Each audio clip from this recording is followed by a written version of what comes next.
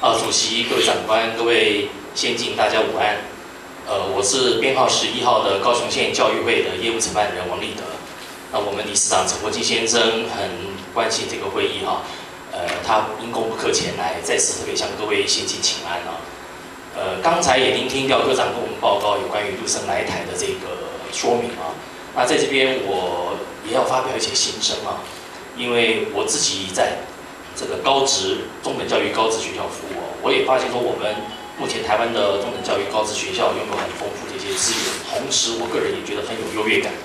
我们的高职教育远远领先对岸啊，因此那当然我们想说未来我们要看未来可能也不能忽视我们大陆这个地区他们的教育发展跟他们未来的国际地位。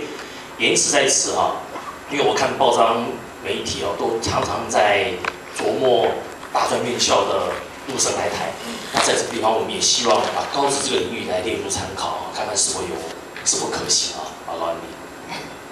好，谢谢。我们是一对一呢，还是累积几个问题再一起回答？各位看怎么样比较好？累积哈。OK， 好，我们民意要充分表达。好，请。我是20号高雄市教育改革协会理事长黄先柱。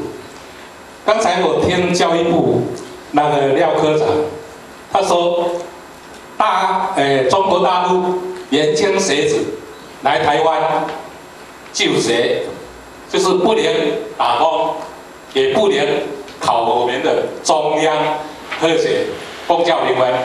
但是我要请问，假如他的孩子来到台湾求学，那么爸妈从中国来到台湾，他来创业，那可以他来创业，就是说我税金已经交到你们台湾，而我在台湾经营的事业，我的儿子在学校念书。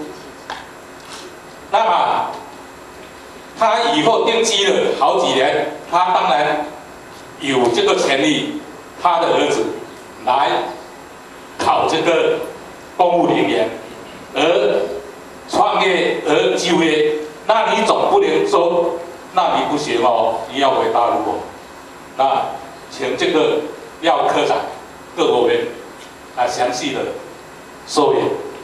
以上，谢谢。谢谢理事长提的倒是很细很好回答。OK， 那我就来回答吧。我简单的回答，因为我们也不能逃避这样提出来的问题跟意见。我个人觉得，就是中国大陆到台湾的旅游，这我们当然要极力去争取的。中国大陆一年出国观光的4000多万，去年4300万。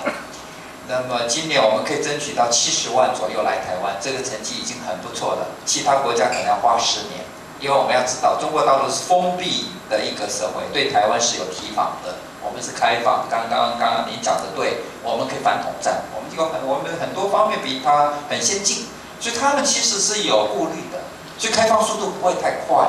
可是这一方面表示，人家对我们其实也是蛮够意思了，他给我们特别快的速度。1年就送过来的，各位知道他要快要慢，他可以掌控的嘛1年可以来一个60、70万，其实这个速度对中国大陆来讲，别的国家可能要花10年。那么当然最近又受到一些影响，我们风灾有其他的事情受到一些影响，跟我们的交通部观光局持续都跟对方沟通，希望对方可以把相关的管理做得更松散。像有一些人觉得我们可以开放个人行。大陆观光可以增加，希望我们政府来做。可是我跟各位报告，各位误会了，问题不在我们，是对方不放。个人行他更难管控，不是我们的问题。我们当然欢迎他来游，不行，我们很支持的地方。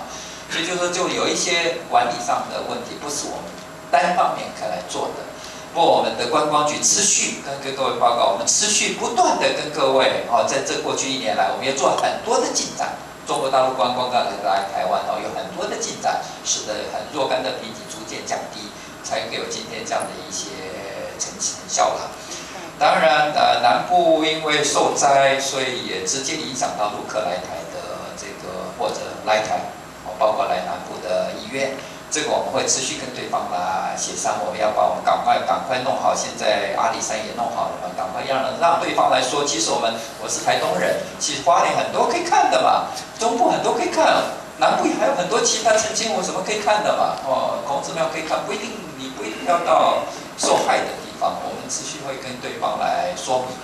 然后未来假如两岸现在还没有，假如未来要谈到，比如说观光客各方都有需要设立办事处的话，我们也会希望来以南部来做考虑。其实今年是第4次江城会，其实我们原来规划就是在南部，不要在台北。可是现在南部因为受到这样灾害恐怕会影响到这样一个规划。可是我们现在还没有定案，可以确定的是我们排除台北了。不会在台北4次江城会不会在台北召开，一定是台北以外。至于台北以外哪一个地方，我们还没定案。本来是希望南部，可是现在受这个灾很大所以我们会重新考量。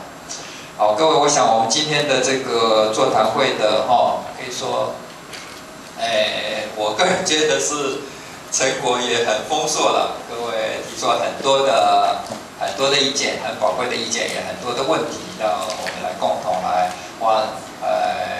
目标就是说，中俄两岸关系，各位都知道，牵涉到我们中华民国国家发展每一个方面，对中国大陆影响不大。它反正两岸稳定一点、和平一点，不太稳定，对它发展不会影响它太大。美国继续跟它交往，外资继续去。可是两岸做不好，我们一切受影响，经济受影响，外资不来，我们资金会触动两岸不稳定化。两岸不稳定化，我们国防压力很大，也一定要增加预算，还是不安全。两岸关系不好的话，我们内政也是大家很分裂，就说你何去何从，要不要对抗怎么样？所以两岸关系对我们影响太大，两岸不稳定化，外交空间一定更紧缩因为它压力更大。所以这是攸关我们整个国家发展的全面都受到影响。这是为什么我们一定要把两岸关系做好的道理。可是政府单方面我们几个人做不好，一定需要像各位这样关心我们要发展，就发挥台湾的这个特长。我一开始说，我们的特长就我民间力量比对方强，对方的特长就政府力量大。可是这个我们也没有办法，他政府力量比民间力量大，它是专制嘛。那我们的特长是民间力量强，所以有很多事情我们要继续仰仗各位假如没有民间来帮助我的话，我们两岸没有办法，政治没有办法推。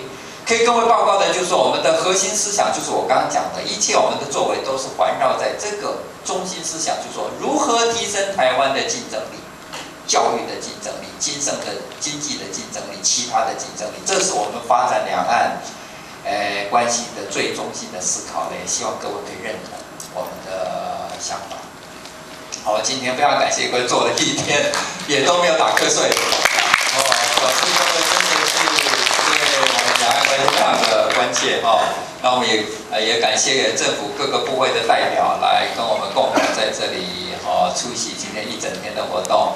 我们也希望未来两岸关系，我们中华民国前途都会更好，我们相信一定会更好。好，谢谢各位，再见。